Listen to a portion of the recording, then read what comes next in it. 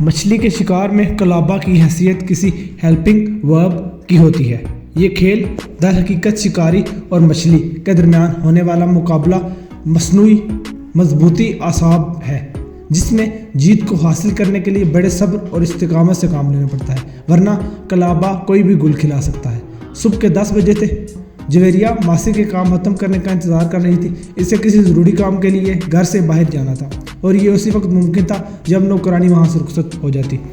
جویریہ بہادر آباد کے علاقے میں واقع ایک لگژری اپارٹمنٹ میں اپنی بیٹی صوفیہ کے ساتھ اور شوہر توقیر کے ساتھ رہتی تھی۔ صوفیہ اس کے پہلے شوہر عبدالکریم کی اولاد تھی اور وہ شاہانہ طرز تعمیر کا شاہکار اپارٹمنٹ صوفیہ کو اس کے باپ عبدالکریم نے گفٹ کیا تھا۔ اس کے علاوہ عبدالکریم ہر ماہ ایک ہینڈسم اماؤنٹ بھی اپنی بیٹی کے اکاؤنٹ میں ٹرانسفر کیا کرتا تھا۔ جویریہ اور عبدالکریم کی کیوں نہیں بن پاتی تھی؟ اس پر الگ سے ایک معاشرتی ناول لکھا جا سکتا تھا۔ بہرکیف عبدالکریم نے ہر لحاظ سے صوفیہ کا خیال رکھا ہوا تھا۔ جب جویریہ اور عبدالکریم کا ازدواجی رشتہ ختم ہوا تو عدالت نے صوفیہ کو جویریہ کی کسٹڈی میں دے دیا۔ عبدالکریم نے اس موقع پر صوفیہ کے حصول کی کوشش نہیں کی۔ ہر انسان کی اپنی مجبوریاں اور مسائل ہوتے ہیں جو اسے اپنی مرضی کی سمت میں دھکیلتے رہتے ہیں۔ عبدالکریم کے ساتھ بھی کچھ ایسے ہی معاملات تھے۔ نوکرانی کے رخصت ہوتے ہی جویریہ نے اپنا پرس اٹھایا اور اپارٹمنٹ کے داخلی دروازے کی جانب بڑھ گئی۔ قبل اس کے کہ وہ اپارٹمنٹ سے نکلتی، اس کے سیل فون کی گھنٹی بج اٹھی۔ اس نے فون کے ڈسپلے پر نگاہ دوڑائی تو وہاں ایک اجنبی نمبر کالنگ کی گھنٹی بجا رہا تھا۔ ہیلو، اس نے کال پک کرتے ہوئے کہا۔ گڈ مارننگ میم، دوسری جانب سے کسی مرد نے شائستہ لہجے میں کہا۔ اگر میں نے غلط نمبر نہیں ملایا تو آپ مسز عبدالکریم بات کر رہی ہیں؟ میں مسز توقیر ہوں، جویریہ نے سپاٹ آواز میں کہا، اور آپ یقیناً غلط نمبر ڈائل کر چکے ہیں۔ او آئی ایم سوری میم، وہ جلدی سے بولا۔ میں بھول گیا تھا کہ سیٹ کریم سے چھٹکارا حاصل کرنے کے بعد کسی توقیر نام کے پھٹیچر شخص سے آپ نے شادی کر لی، جو کہ پہلے سے شادی شدہ اور 3 بچوں کا باپ ہے۔ وہ جو کوئی بھی تھا جویریہ کے ماضی اور حال سے بخوبی واقف تھا، لیکن جویریہ کے لیے اس کی آواز بالکل اجنبی تھی۔ اس نے قدرے سخت لہجے میں استفسار کیا، آپ کون ہیں اور کس مقصد کے تحت مجھے فون کیا ہے؟ آپ مجھے اپنا ایک خیر خواہ سمجھ لیں میم، وہ رسانیت بھرے لہجے میں بولا۔ میں اسلم بھائی دبئی والے کے لیے کام کرتا ہوں اور آپ کو فون کرنے کا مقصد محض خیرخواہی ہے۔ میں آپ کو صوفی صاحب کے بارے میں ایک اہم اطلاع دینا چاہتا ہوں۔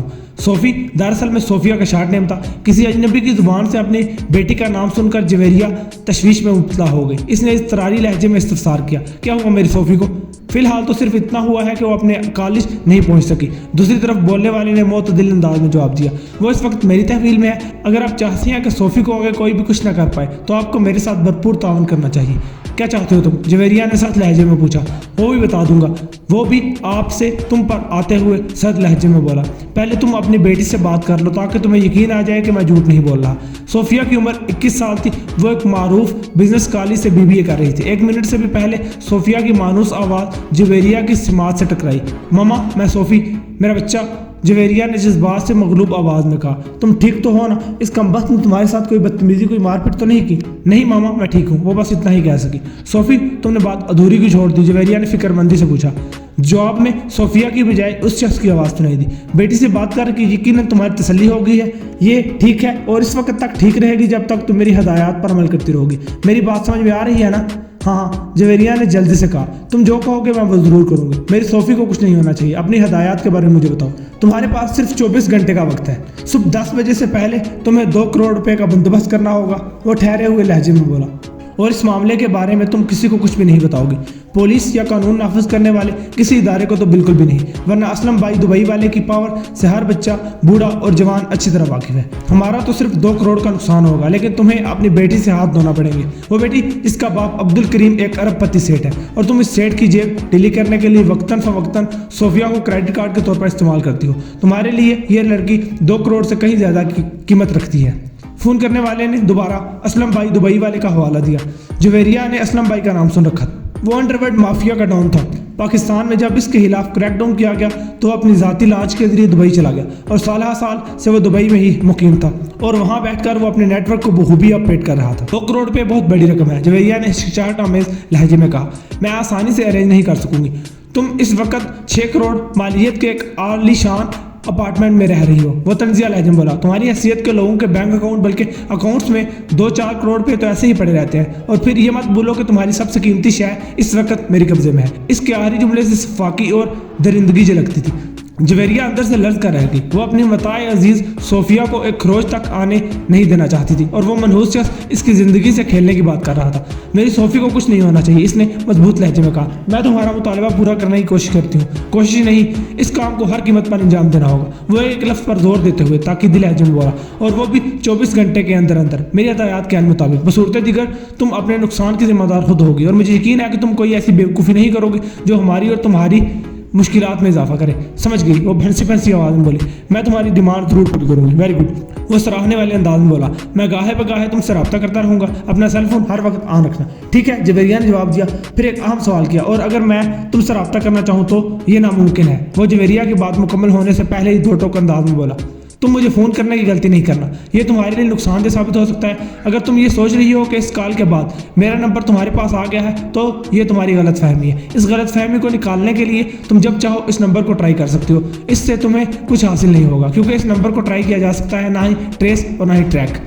ان لمحات میں جویریہ کا ذہن اس قدر الجھا ہوا تھا کہ اس نے اغوا کار کی آخری بات پر دھیان ہی نہیں دیا اور ڈرتے ڈرتے پوچھ لیا, کیا میں صوفی کے ڈیڈی کو اس رات میں شریک کر سکتی ہوں؟ اس رقم کا بندوبست کرنے کے لیے مجھے ان کی مدد درکار ہوگی. ہاں ٹھیک ہے, وہ معتدل انداز میں بولا, مگر صرف صوفی کے ڈیڈ کو, اس کے پاپا کو ہرگز نہیں, ورنہ ایک بھیانک انجام کے لیے خود کو تیار کر لینا. اس کے ساتھ دوسری جانب بولنے والے نے سیلولر رابطہ موقوف کر دیا. جویریہ سر پکڑ کر بیٹھ گئی. ان لمحات میں صرف اس کا دماغ کام کر رہا تھا. وہ شیطان ہمارے گھر کی ایک بات سے آگاہ ہے, اس نے سوچا. وہ جانتا ہے کہ صوفی اپنے سگے باپ عبد الکریم کو پاپا, سوتیلے باپ توقیر کو ڈیڈی کہتی ہے. ایسی گہری جانکاری تو اسی شخص کو ہو سکتی ہے جس نے بڑی محنت سے اپنا ہوم ورک مکمل کر رکھا. مگر یہاں پر سوال یہ پیدا ہوتا ہے کہ اس بندے نے عبد الکریم کو بتانے سے منع کیوں کیا؟ جویریہ کیوں, کب اور کیسے, جیسے سوالیہ نشانات کی بھول بھلائیوں میں کھو گئی. دن کے 11 بجے تھے. توقیر اس وقت اپنے گیمنگ زون میں موجود تھا. مذکورہ کیمپنگ زون ایک ملٹی سٹور شاپنگ مال کے 4th فلور پر واقع تھا. اس کا دست راست الیاس بھی ساتھ تھا. اس گیمنگ زون میں انٹرنیٹ بیسڈ جدید ترین کمپیوٹرائزڈ گیم مشین لگی ہوئی تھی جو آج کی ینگ جنریشن کی دلچسپی اور توجہ کا مرکز تھی. گیمنگ زون کی ٹائمنگ دوپہر 12 سے مڈ نائٹ تھی, لیکن آج تو توقیر صبح 9 بجے ہی وہاں پہنچ گیا تھا, اور اس کا سبب یہ تھا کہ گیمنگ زون کی 2 مشین خراب ہو چکی تھیں اور اس وقت IT انجینئر ان کی ریپیئرنگ میں مصروف تھا. اس گیمنگ زون میں سارا پیسہ جویریہ ہی کا لگایا ہوا تھا. لوگوں کی نظر میں وہ بزنس توقیر کا تھا, مگر حقیقت اس کے بالکل برعکس تھی. توقیر کے سیل فون پر جویریہ کی کال آئی تو اس نے ایک طرف جاتے ہوئے کال اٹینڈ کی. اگلے ہی لمحے جویریہ کی گھبرائی ہوئی آواز اس کی سماعت سے ٹکرائی. توقیر تم اس وقت کہاں ہو؟ اپنے گیمنگ زون میں, اس نے جواب دیا. میں تمہیں بتا کر تو آیا تھا آج مشینوں کو ٹھیک کرانا ہے, تم فوراً گھر آ جاؤ. وہ قطع کلامی کرتے ہوئے بولی. تم پریشان لگ رہی ہو, توقیر نے تشویش بھرے لہجے میں کہا. سب خیریت تو ہے نا؟ ہاں ایک ایمرجنسی ہو گئی ہے, وہ قطعی لہجے میں بولی. تم پہلی فرصت میں گھر پہنچو. جویریہ کے بوکھلاہٹ بھرے انداز نے توقیر کو فکر مند کر دیا. تم کچھ بتاؤ تو صحیح, اس نے الجھن لہجے میں کہا. آخر ہوا کیا ہے؟ فون پر کچھ نہیں بتا سکتی, جویریہ نے برائے ہوئی آواز میں کہا. معاملہ نہایت ہی نازک اور حساس ہے. ٹھیک ہے, توقیر نے کہا, میں آ رہا ہوں. اس کے بعد توقیر اپنے اسسٹنٹ اور کمپیوٹر انجینئر کو ان کے کام کے حوالے سے ضروری ہدایات دینے لگا اور گاڑی میں بیٹھ کر اپنے گھر کی جانب روانہ ہو گیا. کئی سال پہلے توقیر اور جویریہ میں بہت گہری دوستی ہوا کرتی تھی. وہ ایک دوسرے کے اتنے زیادہ نزدیک آ گئے تھے کہ ان کا یہ رشتہ دوستی سے محبت میں بدل گیا, اور وہ شادی کرنے ہی والے تھے کہ ان کے درمیان سیٹ کریم آ ٹپکا. جویریہ کے باپ نے سیٹ عبد الکریم سے رقم لے کر کاروبار شروع کیا تھا. نا تجربہ کاری اور بدقسمتی کے باعث وہ کاروبار ڈوب گیا. اس کے ساتھ ہی وہ رقم بھی غرقاب ہو گئی جو سیٹ عبد الکریم سے ادھار لی گئی تھی. سیٹ کریم کے کئی ایک کاروبار, جن میں سے لوگوں کو سود پر قرضہ دینا بھی شامل تھا.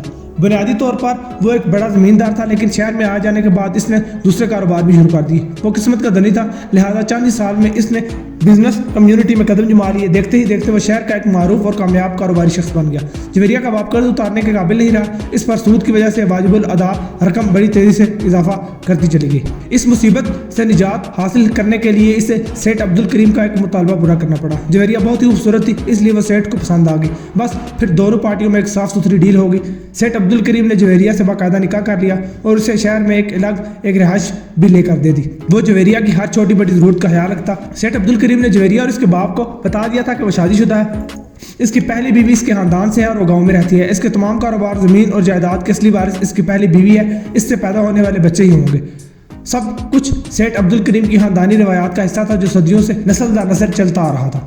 جویریہ نے اپنے باپ کی عزت اور مجبوری کے پیش نظر یہ کڑوا گھونٹ پی تو لیا, لیکن جلدی سے اندازہ ہو گیا کہ اس کی حیثیت شوکیس میں سجی ایک خوبصورت گڑیا کسی ہے جسے سیٹ عبد الکریم نے اپنی دولت اور اس کے باپ کی بے بسی کے عوض خرید کر اپنے گھر میں سجا ڈالا ہے. یہ سوچ کر ہی اس کا خون کھولنے لگتا کہ وہ محض رکھی ہوئی ایک جاندار شے ہے، ایک سانس لیتی ہوئی زندہ لاش جس کے اپنے کوئی حقوق نہیں ہے۔ وہ معاشرتی اور وراثتی حقوق جو ہر بیوی کو اپنے شوہر پر حاصل ہوتے ہیں۔ جب تک کہ جویریہ کا باپ زندہ رہا وہ زہر کے گھونٹ پی کر سب کچھ برداشت کرتی رہی۔ وہ ہر رات اپنی نظر میں ایک بیوی کے جائز مقام سے گرتی اور صبح خود کو اس دنیا میں لاوارث پاتی۔ اس ذہنی کیفیت نے اس کے دل و دماغ میں سیٹ عبدالکریم کے لیے نفرت کا ایک سمندر معجزن کر دیا۔ اس دوران میں گاہے بگاہے توقیر بھی اس سے ملتا جلتا رہتا۔ توقیر نے بھی والدین کے مجبور کرنے پر شادی تو کر لی، مگر وہ اپنی ازواجی زندگی سے خوش نہیں تھا۔ ان کی موجودہ حالت دو ناکام اور ناآسودہ محبت کرنے والوں سی تھی۔ اس قدر مشترک نے انہیں ایک انقلابی قدم اٹھانے پر مجبور کر دیا۔ فہمیدہ میری حالت زاد ہے، توقیر نے اس سے کہا، اور اس سے میرے 3 بچے ہیں۔ میں تمہیں کسی دھوکے میں نہیں رکھوں گا کیونکہ تم میری پہلی اور آخری محبت۔ فہمیدہ محض مجبوری کی بیوی ہے۔ صاف صاف کیوں نہیں کہتے کہ تم فہمیدہ کو چھوڑ نہیں سکتے؟ جویریہ نے اس کی آنکھوں میں دیکھتے ہوئے کہا، ہاں حقیقت یہی ہے۔ توقیر نے اس بات میں سر لایا، اور تم چاہتے ہو کہ میں عبدالکریم سے نجات حاصل کرنے کے بعد تم سے شادی کروں؟ ہاں ہاں بالکل، وہ ٹھہرے ہوئے لہجے میں بولا۔ تم اس سیٹ کے ساتھ ایک عذاب ناک زندگی گزار رہی ہو۔ اس کے دل میں تمہارے لیے محبت نہیں، صرف اور صرف ہوس ہے۔ وہ تم پر صرف اس لیے پیسہ خرچ کرتا ہے کہ تم اس کی عیاشی کا ذریعہ بنی ہو۔ تمہیں بالکل اندازہ نہیں کہ دنیا والوں کی نظر میں تم عبدالکریم کی داشتہ ہو۔ اس حقیقت کو تم جتنی جلدی تسلیم کر لو گی تمہارے حق میں بہتر ہوگا۔ ہماری محبت کی تکمیل کے لیے ضروری ہے کہ ہم دونوں شرعاً و قانوناً ایک ہو جائیں۔ توقیر کی باتیں جویریہ کو اچھی لگ رہی تھیں۔ کسی بھی انسان کے لیے اس کی عزت نفس سب سے زیادہ اہم ہوتی ہے۔ واضح رہے کہ یہ فارمولہ صرف غیرت مند اور باضمیر انسانوں کے لیے ہے، ورنہ بعض بے ضمیر اور بے حیا انسان تو اس متاع حیات کو مالی منفعت اور دیگر دنیاوی فوائد کے لیے قدم قدم پر فروخت کرتے رہتے ہیں۔ اور تمہاری بیوی کا کیا؟ جویریہ نے گہری سنجیدگی سے پوچھا۔ بعد میں اگر اس نے کوئی ہنگامہ کھڑا کر دیا تو تم کیا کرو گے؟ میں نے فہمیدہ سے اس سلسلے میں بات کر لیا، وہ معتدل انداز میں، وہ ہماری محبت اور تمہاری اذیت ناک زندگی سے بخوبی واقف ہے۔ اس نے کہا، اگر میں اس کا اور بچوں کا خرچہ اٹھاتا رہوں تو وہ مجھے دوسری شادی سے نہیں روکے گی، اور اگر وہ بعد میں اپنے وعدے سے مکر گئی تو بات کی بات میں دیکھی جائے گی۔ وہ بے پرواہی سے بولا، فی الحال تو پکے اسٹامپ پیپر پر لکھ دینے کو تیار ہے، اور شاید اس کی گھریلو تربیت ہے۔ لمحاتی توقف کر کے وہ اپنی بات کو مکمل کرتے ہوئے بولا، فہمیدہ کا تعلق ایک جید مذہبی گھرانے سے ہے۔ اس کے دادا نے 4 اور باپ نے 3 شادیاں کی تھیں۔ ان کے خاندان میں مردوں کی 2 شادیاں تو عام سی بات ہے۔ فہمیدہ نے تمہارے اور میرے لیے اپنے باپ سے بات کی ہے۔ اس کے باپ نے جواب دیا ہے، اگر توقیر دونوں بیویوں میں انصاف کر سکتا ہے تو دوسری شادی کرنا اس کا حق ہے۔ توقیر کی جانب سے گرین سگنل ملنے کے بعد جویریہ نے خلا کا کیس فائل کر کے عدالت کے ذریعے سیٹ عبدالکریم سے چھٹکارا حاصل کر لیا، اور اس کا یہ فیصلہ غلط تھا یا درست، اس موضوع پر طویل بحث کی جا سکتی تھی۔ اینڈ یہ کہنا بھی آسان نہیں تھا کہ توقیر سے اس کی شادی کا فیصلہ درست تھا یا غلط۔ یہ سب کچھ وقت کو ثابت کرنا تھا، وقت جو کسی کی نہیں سنتا، صرف اپنی کرتا ہے۔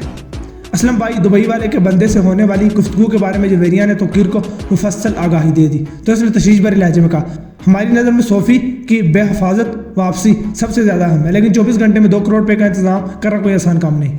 میں نے بھی اس مردود سے یہی بات کی تھی، وہ بیزاری میں بولی۔ جواب میں وہ الٹی سیدھی بکواس کرنے لگا۔ اس نے تم سے کیا کہا؟ توقیر نے پوچھا۔ یہی کہ میں 6 کروڑ کے اپارٹمنٹ میں رہتی ہوں اور میرے بینک اکاؤنٹ میں کروڑوں روپے ہوتے ہیں۔ سخت بیوقوف ہے وہ شخص، توقیر نے جلاہٹ بھرے لہجے میں کہا۔ تمہارے پاس تو جو کچھ تھا وہ سب لگا کر تم نے مجھے جدید ترین گیمنگ زون بنا کر دیا تھا، مگر اسے یقین نہیں کہ میں اس رقم کا بندوبست 24 گھنٹے میں نہیں کر سکتی۔ جویریہ بے بسی سے بولی، میں صوفی کے لیے بے حد پریشان ہوں، اگر اس کے ساتھ کوئی اونچ نیچ ہوگی تو میں برداشت نہیں کر سکوں گی۔ صوفی کو کچھ نہیں ہوگا جویریہ، وہ حوصلہ بڑھانے والے انداز میں بولا۔ ہم گیمنگ زون یا اس اپارٹمنٹ کو گروی رکھوا کر اگر کسی مالدار پارٹی سے 2 کروڑ روپے ادھار لے لیتے ہیں، میں ایسے 1-2 دولت مند افراد کو جانتا ہوں، تمہیں پریشان ہونے کی ضرورت نہیں، میں سب ٹھیک کر دوں گا۔ اور اگر اس کے بعد ہم اس دولت مند پارٹی کے 2 کروڑ واپس نہ لوٹا سکے تو ہمیں اس گھر یا گیمنگ زون سے ایک سے ہاتھ دھونا پڑیں گے۔ جویریہ نے زخمی لہجے میں کہا، ایک مرتبہ بس ایسی غلطی ہوئی تھی جس کا اندازہ اب تک بھگت رہی ہوں۔ میں اس اپارٹمنٹ یا گیمنگ زون کو گروی رکھنے کے حق میں بالکل بھی نہیں ہوں۔ تو پھر کیا کریں؟ توقیر نے سوالیہ نظروں سے اس کی طرف دیکھا۔ ہم صوفی کو اس کے رحم و کرم پر چھوڑ دیں؟ ہرگز نہیں، وہ قطعی لہجے میں بولی۔ میں اپنی بیٹی کی واپسی کے لیے 2 کروڑ کا بندوبست ضرور کروں گی، چاہے اس کے لیے مجھے کچھ بھی کرنا پڑے۔ کیا تمہیں یقین ہے کہ اس حبیس کی دی ہوئی مدت نما مہلت سے پہلے یہ کر لوں گی؟ توقیر سوالیہ نظروں سے اس کی طرف دیکھنے لگا۔ اس بارے میں وثوق سے کچھ نہیں کہہ سکتی، وہ متذبذب لہجے میں بولی، لیکن یہ کام ہر صورت مجھے کرنا ہوگا۔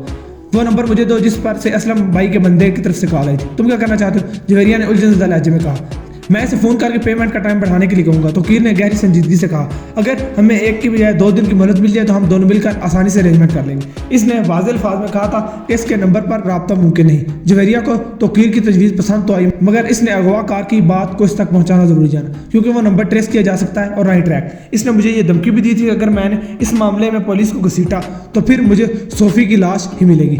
بات کے اختتام پر جویریہ کا گلا رند گیا۔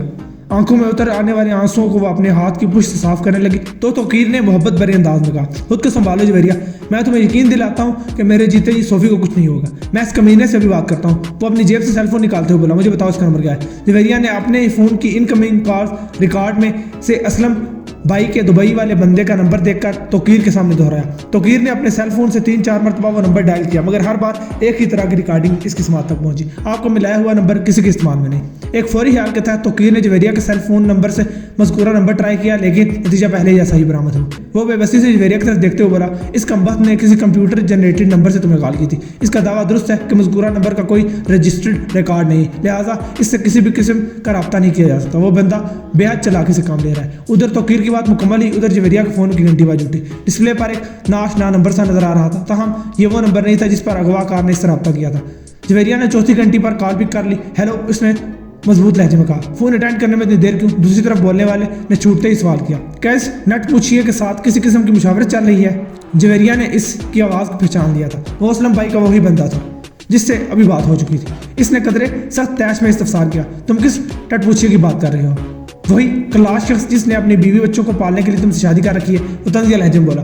میں تمہارے موجودہ شوہر توقیر بے توقیری کی بات کر رہا ہوں۔